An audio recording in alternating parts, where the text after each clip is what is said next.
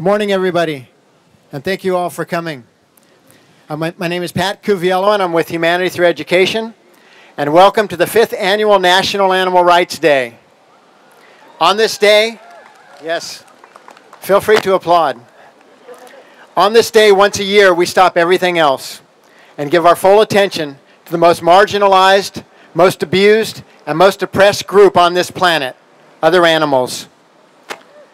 On this day, we remember them, we lament their pain and mourn their loss. We give them a voice through ours and reach out on their behalf to anyone who has a heart to hear. National Animal Rights Day is being held in 5 other cities across the U.S. and Canada, and 2 next week. People often say, if only animals could talk. But you and I know that that desire is misplaced, because we know that other animals talk, and they talk all the time. They speak with voices, and they speak with their bodies. They try to get away from people when they're treating them cruelly. They scream when they're in pain. They wag their tails, they lick our faces, they purr when they're happy. Their barks, their chirps, their meows, their trumpets are all clear vocal expressions of their thoughts and emotions. Clear communications with meaning. They are always expressing themselves. In fact, their voices are so loud it is the very reason we are here today. Because we have all heard their cries. Not only have we heard their cries, we feel their cries. Coming from every farm, from every slaughterhouse, from every meat market, from every testing lab, from every breeding factory, from every fishing pond, from every hunting ground, from every circus, from every zoo, from every religious temple, pet store, city shelter, restaurant, and dinner table in every home in America. Animals are individuals who, like us, have a unique personality. They desire to avoid pain and suffering, and they have a will to live. They come in all shapes, all colors, and sizes. Some have fur, some have feathers, some have scales, some have fins, some have paws, some have tiny little legs. But they all share the very same thing that we all have in common. They want to live. And they want to live with their loved ones, and they want to be happy, and they want to be free. So when people tell me, if only animals could talk, I say, if only people would listen when they talk, the world would be a different place. People often also ask, thank you. People often also ask, how do you know what animals think and feel? And I respond, because I'm an animal, just like you, we're all animals. And all animals have certain characteristics that they share. We feel love, we feel anger, we feel pain, we feel sadness. We are living, breathing beings, and we were created by the same earth, and we all share the same earth. We all want to experience kindness, compassion, dignity, and the most cherished power of all, we all want freedom. And no animal wants to be treated like property. Property is like this cement thing over here. So to treat an animal like property, you have to deny that that animal is an animal, that that animal does not feel pain, that that animal does not have thoughts, that that animal has no emotions, unlike that monument there. Other animals are not a means to our end. They are ends unto themselves. Their freedom is beautiful, and their enslavement is a tragedy. The bedrock principle of animal rights is that all living beings have a right to live their lives free from exploitation, victimization, and cruelty. This is a right that every being has, and as humans we need to respect. But how do we acknowledge this right when it comes to non-human animals? Every 30 minutes, 6 million animals are killed in slaughterhouses around the world. In the United States alone, 10 billion land animals and 20 billion sea animals are killed for food every year. Additionally, 10 million animals are killed in laboratories, and 3 million are killed for their skin and fur. And it is also estimated that another 200 million are killed by hunters. That's 80 million a day. It's a slaughter on a scale so massive that is unequal in human history.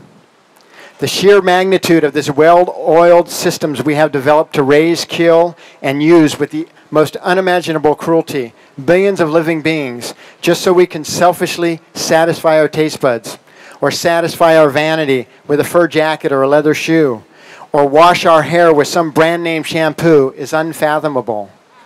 And it's going on every day, every hour, every moment.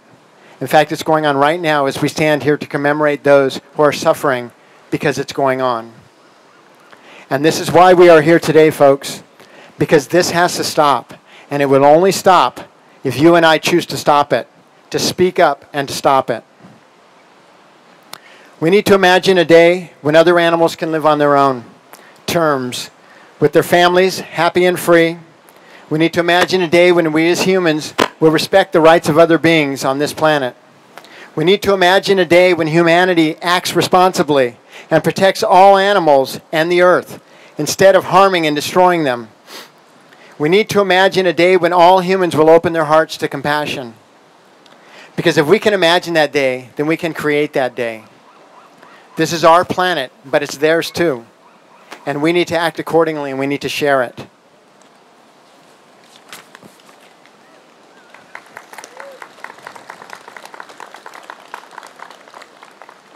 But we are not just here today to commemorate the deaths and suffering of billions of animals. We are also here to inspire people so that they will take action, so that we won't have to gather like this every year to commemorate the death and suffering of billions of animals. There's an ancient Chinese proverb that states, if you are thinking a year ahead, sow a field. If you are thinking 10 years ahead, plant a tree. But if you're thinking 100 years ahead, educate the people. And what this means is society doesn't change overnight. It takes time to change society. It takes educating people. None of us changed overnight. We changed because somebody talked to us, because we saw something, because we read something. Education. Unfortunately, education takes time. But fortunately, we are beyond the overnight stage. Our movement has 30 to 40 years of momentum behind it already. And I can tell you from experience that that momentum is the product of education. And that education has resulted in many successes. My own personal success story began about 28 years ago, at a time when there was very little interest from the animal rights movement to advocate for animals used by circuses. I was coming home on a bus one day from work, and I saw a poster for Circus Vargas on a pole at Town and Country Village in San Jose. So I stopped. I got off the bus at Town and Country Village, which is now Santana Row, and I walked over there to look at the animals. I had heard about circuses. I'd read accounts, but I had never really seen a circus prior to that. So I walked over there, and at this time, because there weren't a lot of protests against circuses, they weren't trying to hide the treatment of the animals. So anyone could walk right up and see how they treated the animals. So I walked up, and the first thing I saw was some goats in a small pen. And their hooves had grown so far out, they were curling up. And they could barely walk, and they were having a hard time moving around. And so I looked over, and underneath the tent, there was about 20 horses, and they were all tied up with a halter, and they had chains coming from each side of the halter, and they were chained to a long wire going along the line, like a chain of bikes. And behind them was about 12 elephants. And they were chained by one front and one back leg, and they were rocking, and they were swaying, and they were bobbing their heads up and down. To the side of them were tigers. And they were in cages just barely big enough to be in.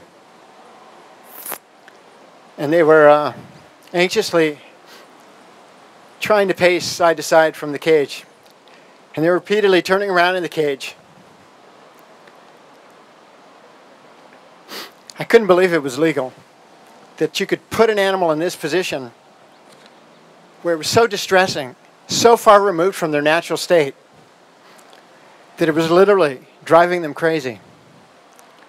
At the time, I was watching a lot of nature shows, and I was struck by how beautiful these animals were and how beautiful their natural lives were.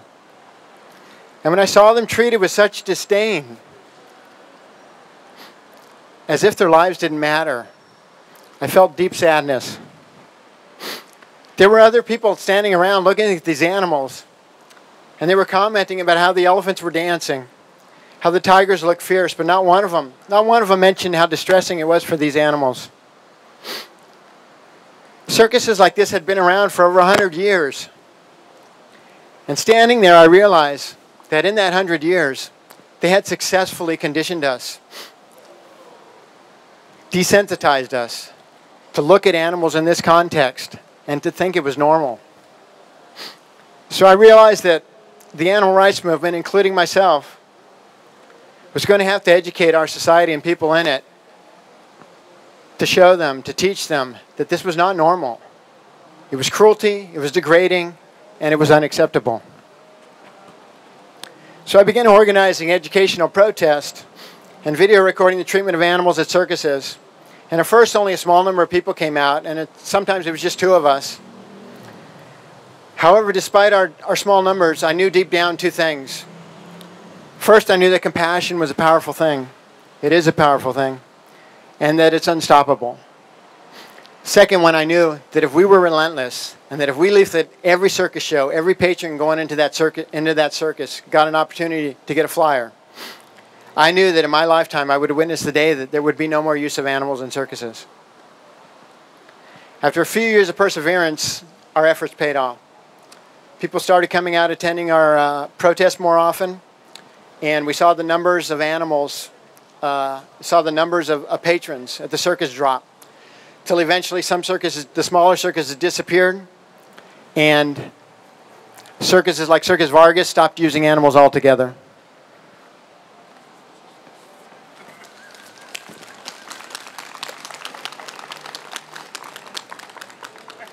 Despite when we'd stand out there, we were ridiculed, we were yelled at, we were physically attacked at times, and we were arrested for doing what we did, for advocating for the animals. Despite all that, more and more we were told by patrons coming out of the shows that they didn't like the animal acts and that they were never going to attend circuses again. So we saw the change happening. Even then we saw the small changes happening.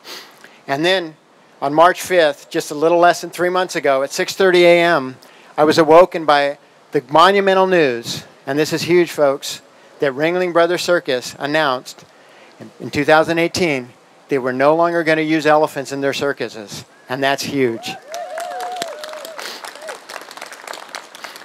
And that announcement came despite Ringling up to that moment telling the media and telling the public that they would never ever get rid of the elephants because the elephants were the iconic symbol for over 100 years. So when corporations are telling the media that they'll never do something, don't you believe it? Because we all know they lie about what they do to the animals, and they lie about what they're going to do. And when they say they'll never do it, they're going to do it. I guarantee you they're going to do it. As long as we're relentless, they're going to do it. The decision by Ringling was a result of a decades-long campaign to educate the public about animals in circuses. And Ringling acknowledged this. They said that their decision was based on a growing public concern about how they treat their animals. Based on this growing public concern, 1 year ago, the city of Los Angeles banned the bullhook. For those of you who don't know what a bullhook is, it's this instrument right here. It's a weapon, looks a bit like a fireplace poker. People who use elephants use this to beat them. They jab them with it, they hook them with it. This is how they control an elephant. And 1 year ago, Los Angeles, the second largest city in the United States, banned the use of the bullhook.